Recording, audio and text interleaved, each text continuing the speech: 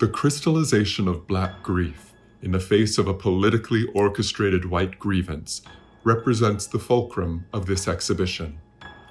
The exhibition is devoted to examining modes of representation in different mediums, where artists have addressed the concept of mourning, commemoration, and loss as a direct response to the national emergency of Black grief. Included in Grief and Grievance are works encompassing video, painting, sculpture, installation, photography, sound, and choreography, all made, with a handful of key exceptions, during the last decade. Okwi and Windsor had conceived the exhibition Grief and Grievance, Art and Mourning in America in 2018. I had met and known Okwi since 1998, and for a few years between 2008 and 2015, we found ourselves working for the same institutions, and so had the opportunity to work on similar projects and be frequently in contact. Okwi sadly died on March 15th, 2019. And so after Okwi's passing, we spoke with Glenn Ligon, we spoke with many of Okwi's friends, with his family, with his partner, and with many of the artists. Together, we decided we needed to complete this show, and so we created a curatorial advisory group composed by Glenn Ligon, who had known Okwi since the 1990s, and Mark Nash, who was both a friend and a collaborator, a co-curator of Okwi's many exhibitions, and Naomi Beckwith, a younger curator who Okwi had been in dialogue with throughout the years and had invited to be part of his 2015 Venice Biennial jury. I think Okwi has always been a kind of signpost of thinking through Blackness globally and rationally, but I cannot underscore how important his work has been for both myself and many other folks in reimagining the importance of Africa and Africa as a sort of contemporary site of cultural production. It's really fascinating to see Okwi turn his attention toward the US context so specifically, and we really wanted to keep to that US context, which for many reasons felt like a diversion a bit from Okwi's practice. I don't think Okwi ever imagined that one exhibition could change the tide of history, but I think he felt it important to corral the voices of Black artists in a curatorial statement, which would be both aesthetic and political. In a way, the exhibition is also about us missing Okwi. And when I look at the images that you presented of the exhibition, I think he would be really pleased that it came like this.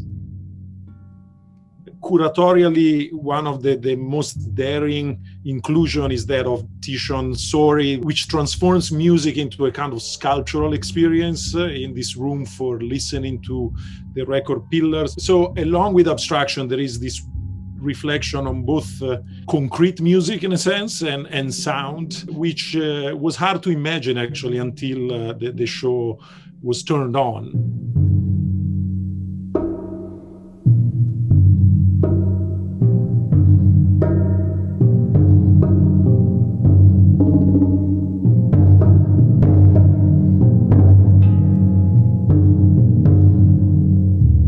In the exhibition, a recent painting called Nightlight by Lorna Simpson, which is a beautiful, expansive landscape. And Okwi talked about Lorna's work as being part of a context that he called the racial sublime.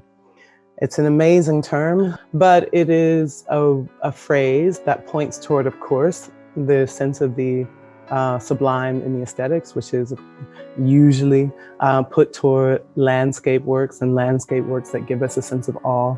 And there's something about this oversized sort of Arctic landscape that Lorna presents here that gives us all that. But she also presents us with an image or a painting that has a specter of Blackness sort of hiding in it. And I was really interested in how maybe Okwi's sense of the racial sublime might still be working as much in Lorna's contemporary work as it was in the work that he was thinking about in 2005.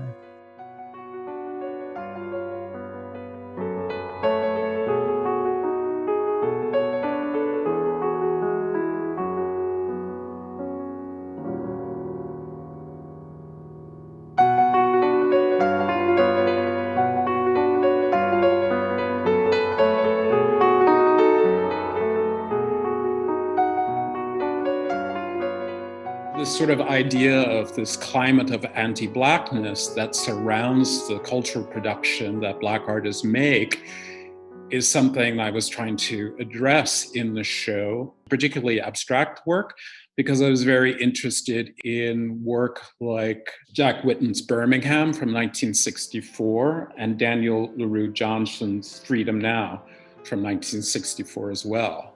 Both abstract works with figurative elements in them. So both of them trying to deal with this vocabulary of abstraction, but also trying to grapple with the now, the political climate, this sort of climate of anti-Blackness, and how so many works in the show follow from this lead. There's a sort of through line in the show of abstraction. I mean, this is a project that's trying to imagine how to rethink social structures, social histories, and social trauma through the history of affect and emotion, and how those terms can translate to many places around the world. So I think the particularity of this historic circumstance in the US is the genesis of the project, but the result of the project is something that I believe can translate globally.